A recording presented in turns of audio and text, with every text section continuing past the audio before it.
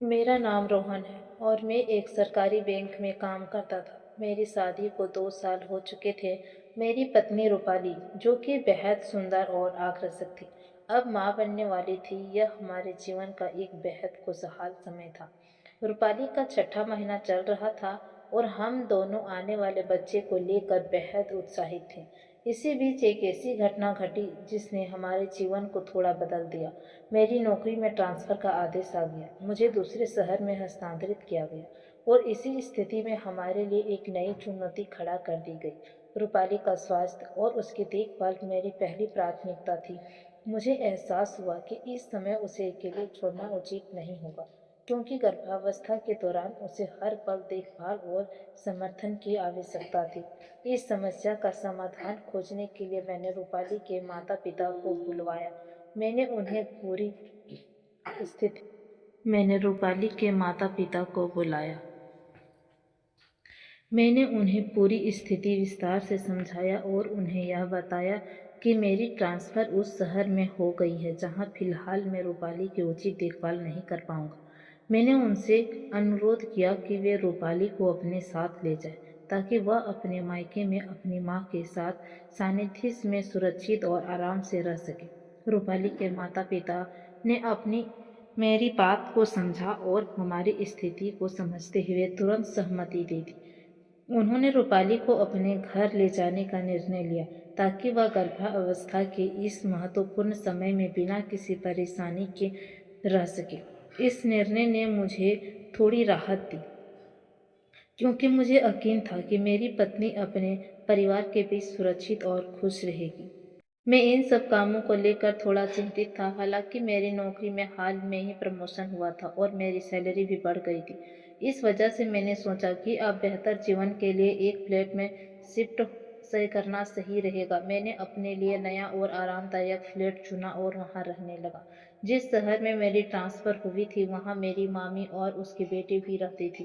कुछ समय पहले मेरे मामा का एक दुर्घटना में निधन हो गया था और इसी वजह से मेरी मामी और उनकी बेटी अकेले रह रही थी। जब मामी को पता चला कि मेरी ट्रांसफ़र उनके शहर में ही हुई है, तो एक दिन वे मुझसे मिलने और मेरे फ्लैट पर आई थी। और मामी आई तो उन्होंने बड़ी उत्सुकता से मुझसे पूछा, रोहन, तुम्हारी पत्नी कहाँ है? वह तुम्हारे साथ क्यों नहीं आई? मैंने उन्हें स्थिति समझाते हुए बताया, मामी, रूपाली का छठा महीना चल रहा है और इस हालत में उसे अकेला छोड़ना सही नहीं था। इसलिए मैंने उसे मायके भेज दिया, जहाँ उसके माँ बाप उसे ठीक से देखभाल कर सके। मामी ने मेरी बात ध्यान से सुनी और फिर मुस्कुराते हुए बोली, रोहन, अब तुम अकेले हो, तो घर का काम और खाना बनाना तुम्हारे लिए मुश्किल होगा। मैंने सोचा कि काम का दबाव पहले से ही बहुत ज़्यादा है और अगर घरेलू काम खुद करने लगूं तो मुश्किलें और भी बढ़ जाएगी। इसलिए मैंने मामी को से कहा, मामी, मैं सोच रहा हूँ कि कोई काम वाली रख लूँ, इससे मुझे घर के काम करने में आसानी होगी। मामी ने तुरंत जवाब दिया, रोहन, काम वाले रखने के लिए परेशान होने की जरूरत नहीं है। जब तक तुम्हारी पत्नी वापस नहीं आती, मैं तुम्हारे मदद कर दूंगी। तुम्हें किसी काम वाली की जरूरत नहीं होगी। मामी के इस प्रस्ताव को सुनकर मैं थोड़ा राहत महसूस करने लगा। मैंने मन ही मन सोचा कि अगर मामी मेरी मदद करेगी तो मुझे अपने काम और घरेलू जिम्मेदारियों के बीच तालमेल बैठाने में आसानी होगी। साथ ही मैंने यह भी तय किया कि मामी को उनके समय और मेहनत के लिए कुछ पैसे दे दूंगा, ताकि उन्हें भी यह महसूस हो कि उनका मदद का मैंने सम्मान करता हूँ। अगले दिन जब मैं सुबह ऑफिस जाने की तैयारी कर रहा था, मेरी मामी ने मुझे एक खबर दी। उन्होंने बताया कि रोहन, मुझे कुछ दिनों के लिए अपनी माँ के पास जाना होगा। वह बीमार है और उन्हें मेरी देखभाल की जरूरत है। मैं चाहती थी कि मैं तुम्हारी मदद कर सकूं, लेकिन फिलहाल मुझे जाना पड़ेगा। मैंने उनकी मजबूरी को समझा और कहा, मामी, आप बिल्कुल चिंता मत कीजिए, परिवार की देखभाल सबसे पहले है। मैं यहाँ मैनेज कर लूंगा। मामी ने थोड़ी राहत की सांस लेते हुए कहा, रोहन, तुम्हें घर और काम के बीच परेशानी ना हो, इसलिए मैंने अंकिता को तुम्हारी मदद के लिए भेजने का फैसला किया है। अब तुम्हारे लिए खाना बनाएगी और घर के कामों में मदद करेगी। अंकिता मेरे मामा के गुजर जाने के बाद से अपनी माँ के साथ ही रहती थी। मैंने मामी के प्रस्ताव को सहर्ष स्वीकार करते हुए कहा, ठीक है मामी, इससे मुझे भी काफ़ी राहत मिलेगी। उस दिन रविवार था और मैं घर पर ही आराम कर रहा था।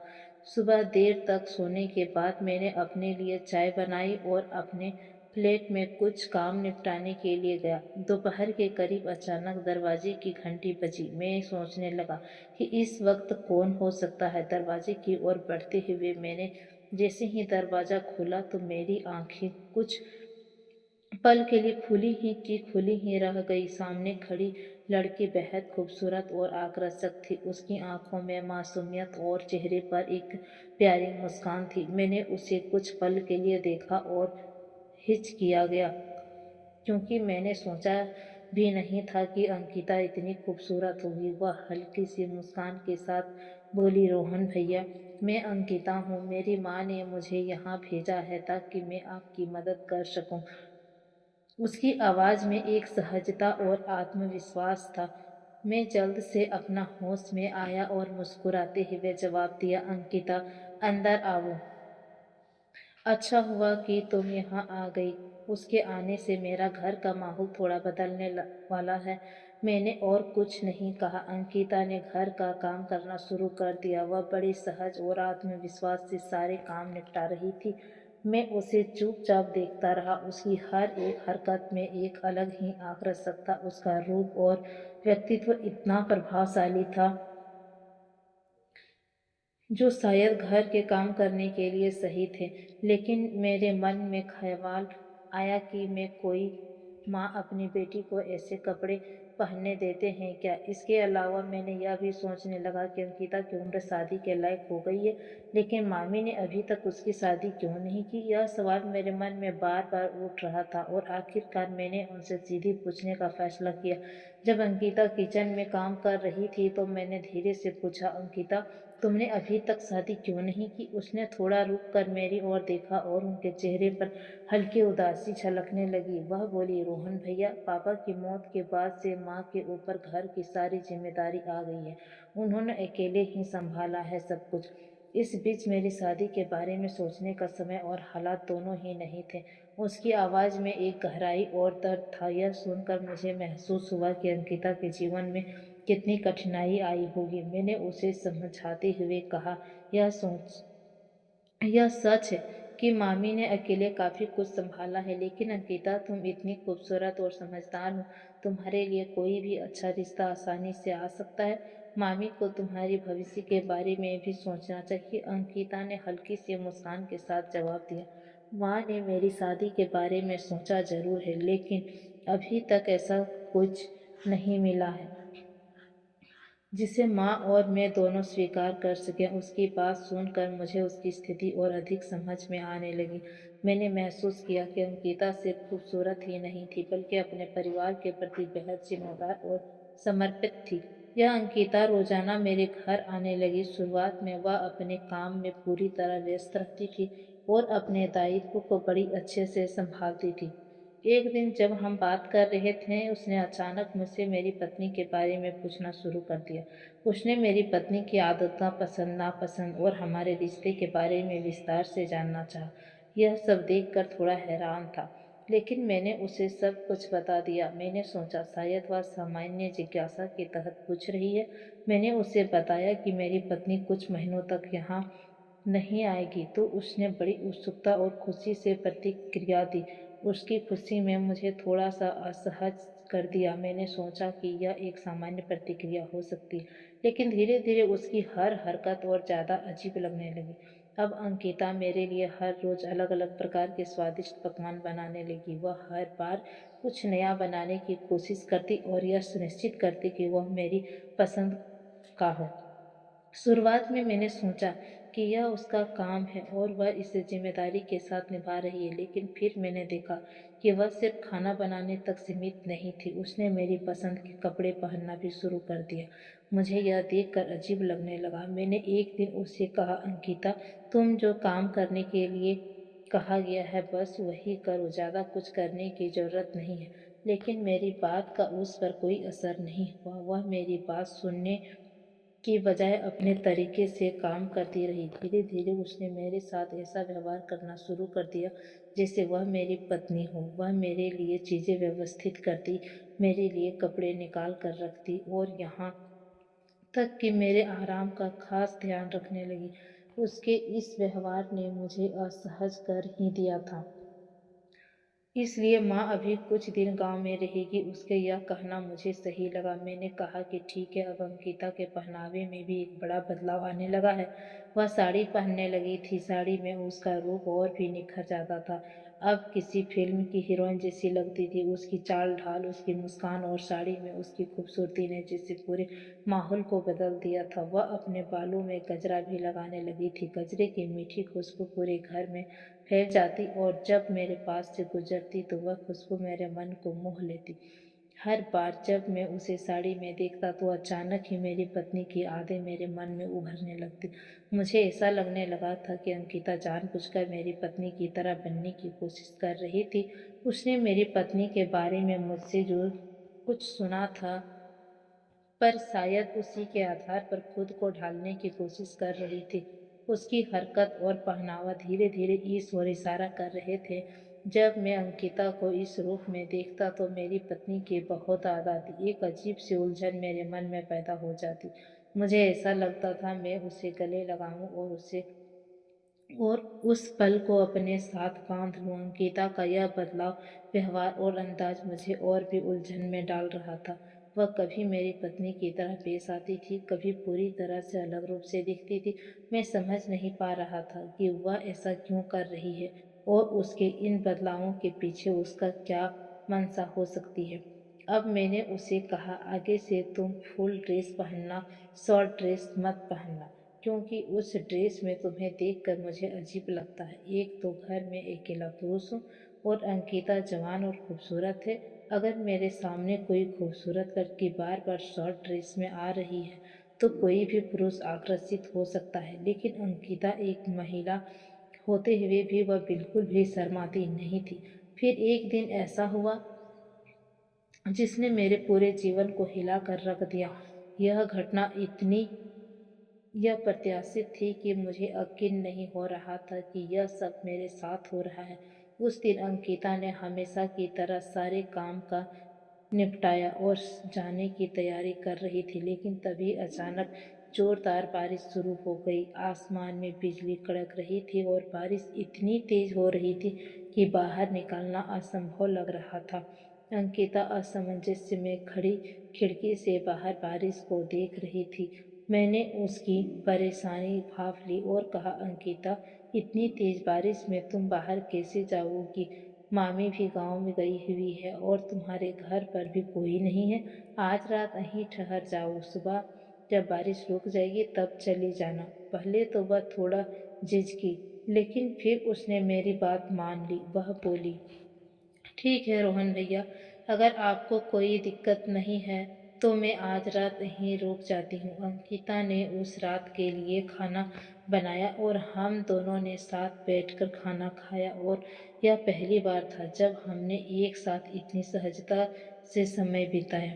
खाना खाने के बाद मैं अपने कमरे में चला गया और टीवी देखने लगा। मैंने अंकिता से कहा, तुम हॉल में सोफे पर सो जाओ, वही तुम्हारे लिए आरामदायक रहेगा। अंकिता दिन भर के काम की वजह से बहुत थकी हुई थी। उसने कुछ देर तक इधर उधर की चीजें ठीक की और फिर सोफे पर लेट गई।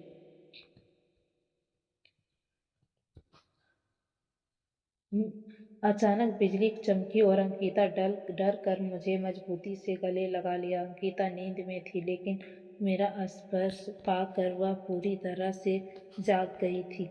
उसका यह स्पर्श मुझे बहुत अच्छा लगा था। मैंने भी उसे गले लगा लिया। वह और भी ज्यादा मुझसे चिपक गई। हमने एक दूसरे के गले लगकर खुद को भूलना शुरू कर दिया था। कुछ समय बाद बारिश रुकी और हम दोनों एक दूसरे की बाहों में ही सो गए।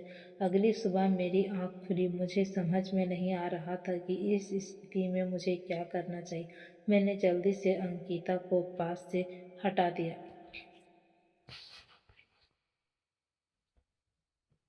वो अपने कमरे में चला गया। मेरे दिमाग में मेरी पत्नी का चेहरा घूम रहा था। अगर उसे यह बात पता चला तो वह मुझे तलाक दे देगी। मुझे अपने आने वाले बच्चे का भी होने का डर था। मैं बार बार सोच रहा था कि अगर हमारे परिवार वालों को यह पता चला तो वह मेरे बारे में क्या सोचेंगे। उनकी नज़रों में मेरा सम्मान क्या रह पाएगा।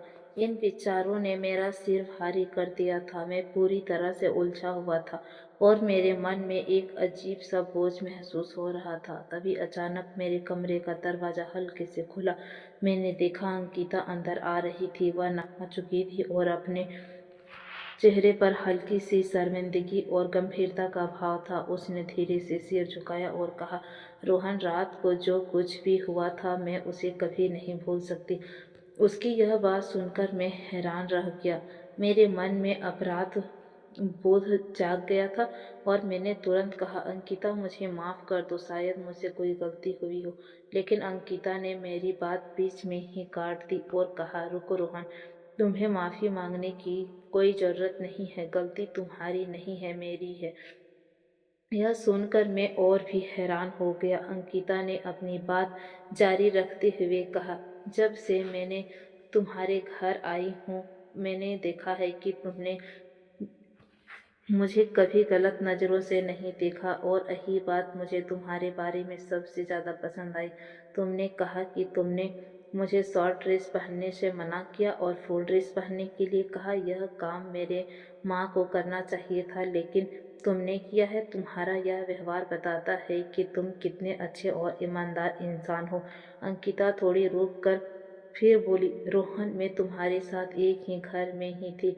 मैं तुम्हारी मामी की बेटी हूँ और फिर भी तुमने कभी मेरा फ़ायदा उठाने की कोशिश नहीं की। लेकिन मैं तुम्हारी पत्नी की किस्मत से जलने लगी थी। उसकी यह बात सुनकर मैं चौंक गया। उसने गहरी सांस लेते हुए कहा, मुझे तुम्हारी पत्नी की किस्मत से जलन हो रही थी क्योंकि तुम्हारे जैसा ईमानदार और समझदार पति उसे मिला है। इसलिए मैंने तुम्हारी पत्नी के बारे में सब कुछ जानने की कोशिश की और उसी की तरह व्यवहार करने लगी। अंकिता ने अपने बात को और स्पष्ट करते हुए कहा, मैंने साड़ी पहनने की शुरू किया, गजरा लगाया, सब कुछ किया तुम्हें आकर्षित करने के लिए, लेकिन फिर भी तुमने मेरी ओर ध्यान नहीं दिया। तुमने हर बार अपनी सीमाएं बनाए रखी। उसके चेहरे पर हल्की सी मुस्कान और आंखों में ईमानदारी था। उसने कहा कि सच कहूँ, मैंने आज तक तुम्हारे जैसा ईमानदार आदमी नहीं देखा। तुमने मुझे यह सिखाया है कि सच्चे इंसान वही होते हैं जो हर स्थिति में अपने चरित्र को बनाए रखते हैं। अंकिता की सारी बातें सुनने के बाद मैं गहरी चुप्पी में डूब गया। उसके शब्दों में मेरे मन में कई भावनाएं जाग गई थी, पछतावा, अपराध बोध और नई समझ। लेकिन मेरे दिल और दिमाग में एक ही बात स्पष्ट थी कि यह सब खत्म होना चाहिए। कुछ समय बाद मैंने धीरे से कहा, अंकिता, मुझे माफ़ कर दो। जो कुछ भी हुआ मैं मेरी गलती नहीं थी, लेकिन अब मैं चाहता हूँ कि तुम इसे भूल जाओ और अपनी ज़िंदगी में आगे बढ़ो। मैं तुम्हारी मदद के लिए जितना चाहो पैसे देने को तैयार हूँ, लेकिन कल से तुम मेरे घर आना बंद कर दो। मेरी यह बात सुनकर अंकिता ने सिर उठाया और चुप रह गई। वह और कहा कि रोहन, मुझे पैसे देने की कोई ज़रूरत नहीं है। जो कुछ भी हुआ वह सिर्फ हमारे बीच रहेगा। मैं तुम्हारी पत्नी को इस बारे में कभी भी कुछ नहीं बताऊंगी। तुम्हें इस बात की चिंता करने की ज़रूरत नहीं है। मैं तुम्हारे परिवार को बर्बाद नहीं होने दूंगी। जो हुआ उसके लिए मैं भी उतना ही जिम्मेदार हूँ जितना कि तुम। लेकिन यह सब अब यही खत्म होना चाहिए। तुम निश्चित रहो रोहन। यह कहते हुए अंकिता उठी और धीरे धीरे अपने घर चली गई। मैं उसे जाते हुए देख रहा था, लेकिन उसके कदमों में अब कोई झिझक नहीं थी। उस दिन के बाद उसने मेरा घर आना बंद कर दिया। मेरे जीवन में जैसे एक खालीपन आ गया था। कुछ दिन ऐसे ही बीत गए। फिर एक दिन अचानक फ़ोन की घंटी बजी। मैंने फ़ोन उठाया तो दूसरी तरफ मेरी पत्नी थी और उसकी आवाज़ में खुशी झलक रही थी। उसने कहा, रोहन, तुम पिता बन गए हो। यह सुनकर ही मेरे आंखें खुशी से भर गई और उसी पल अपने सारे दुख और पछतावे को भूल गया। कुछ ही दिनों बाद मेरी पत्नी घर वापस आ गई। अब मैं अपनी पत्नी और बेटी के साथ एक खुशहाल जीवन जीने लगा। एक दिन की बात है, मैंने अपने घर के कामों में व्यस्त था। अचानक दरवाजे की घंटी बजी। मैंने सोचा शायद कोई डिलीवरी या पड़ोसी होगा। मैंने दरवाज़ा खोला तो देखा दरवाजे के बाहर एक गिफ्ट रखा हुआ था। मैं थोड़ा हैरान हुआ और चारों ओर नज़र दौड़ाई, लेकिन वहाँ कोई भी दिखाई नहीं दिया। मैंने गिफ्ट उठाया और घर के अंदर लाया। यह बहुत खूबसूरत सा पैक किया गया हुआ था। उत्सुकता से मैंने धीरे धीरे गिफ्ट को खोलना शुरू किया। गिफ्ट के अंदर छोटे बच्चे के लिए कई चीजें थे, नन्हे कपड़े, खिलौने और एक गजरा। गजरे को देखते ही मेरा दिल तेजी से धड़कने लगा। मुझे तुरंत समझ में आ गया कि यह गिफ्ट अंकिता ने भेजा है। तभी मेरी पत्नी ने मुझसे पूछा कि यह गिफ्ट किसने रखा होगा। मैंने उससे कुछ नहीं कहा, बस गिफ्ट में रखी चीज़ों को गौर से देखता रहा। तभी मेरी नज़र गिफ्ट के अंदर रखी हुई एक चिट्ठी पर पड़ी। मैंने चिट्ठी को निकाला और खोल कर पढ़ा। उसमें मेरे बेटे के लिए शुभकामनाएं लिखी हुई थी, लेकिन चिट्ठी पर किसी का नाम नहीं था। मैंने अपनी पत्नी से कहा, लगता है किसी ने हमारे बेटे के लिए उपहार छोड़ दिया है, शायद कोई परिचित होगा। मेरी पत्नी ने इससे सामान्य बात समझकर सिर हिलाया और कुछ और बोलने ही वाली थी, तभी हमारा बच्चा रोने लगा। उसका ध्यान तुरंत बच्चे की ओर चला गया और वह बाकी सब कुछ भूल गई। उस दिन के बाद अंकिता मुझे फिर कभी नहीं दिखाई दी। उसके ने जो वादा किया था कि वो उसे पूरी तरह से निभाया, वह हमारे जीवन में इस तरह चली गई जैसे वह कभी इसमें आई ही नहीं थी। हम पति पत्नी अब अपने बेटे के साथ खुशहाल जीवन बिता रहे हैं। अंकिता के गिफ्ट और वह चिट्ठी मेरे लिए एक ऐसा आदत बन गई है जो मुझे शायद यह सिखाती है कि सही निर्णय और त्याग से रिश्तों में संतुलन बनाए रखा जा सकता है। दोस्तों, अगर आपको यह कहानी पसंद आई है तो प्लीज़ वीडियो को लाइक कर कमेंट्स में ज़रूर बताइएगा और चैनल को सब्सक्राइब करना नहीं भूलिएगा। आपको पूरा वीडियोस देखने के लिए आपका बहुत बहुत धन्यवाद।